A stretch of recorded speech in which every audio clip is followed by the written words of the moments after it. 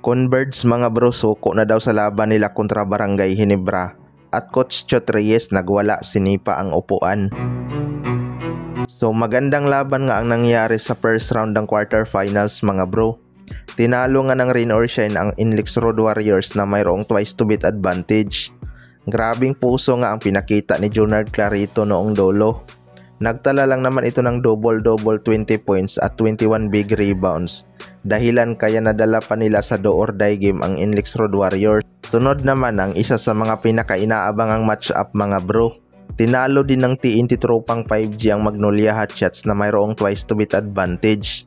Simula pa lang ng laban mga bro ay nagkakainitan na nga itong dalawang kampo. May isang pangyayari pa nga kung saan nagwala itong si Coach Chot Reyes dahil hindi tinawagan ng foul ang Magnolia Hotshots. Sinipa nga nito ang upuan mga bro at kitang kita talaga ang frustration ni Coach Chot Reyes. Kaya natawagan pa ito ng technical foul.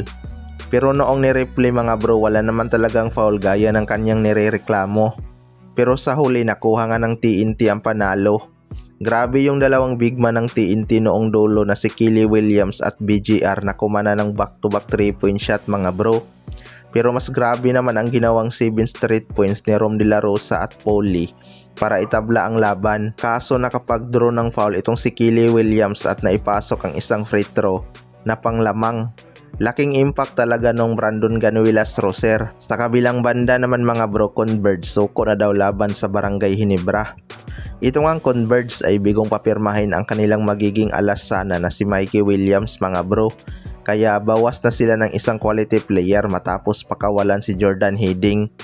Akala nila ay mapapirma nila itong si Mikey Williams at ihabol sa quarterfinals. Pero parang susuko na siguro yung Converge kay Mikey Williams at di na makakahabol pa kontra Barangay Ginebra. Kung dumating ito mga bro at napapirma nila, may laban talaga siguro sana sila sa Barangay Ginebra kahit may twice to beat disadvantage sila. Yung rain or shine nga at TNT ay nakaisa sa kanilang kalaban.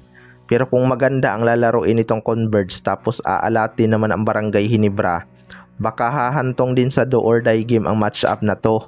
Huwag lang talaga maging kampante ang Barangay Ginebra. May maayos na pyesa kasi itong Converge na kayang pumalag sa mga contender na team. Para sa Barangay Ginebra naman mga bro, dapat hindi nila isipin ang kanilang advantage na may isang laban pa kahit matalo. Dapat yung laro nila ay pang do or die game na.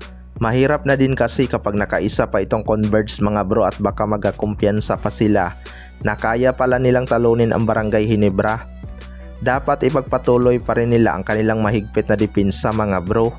Maraming ang shooter tong Converge at may decent front court din sila. Mas bata at mabibilis nga itong big man ng Converge.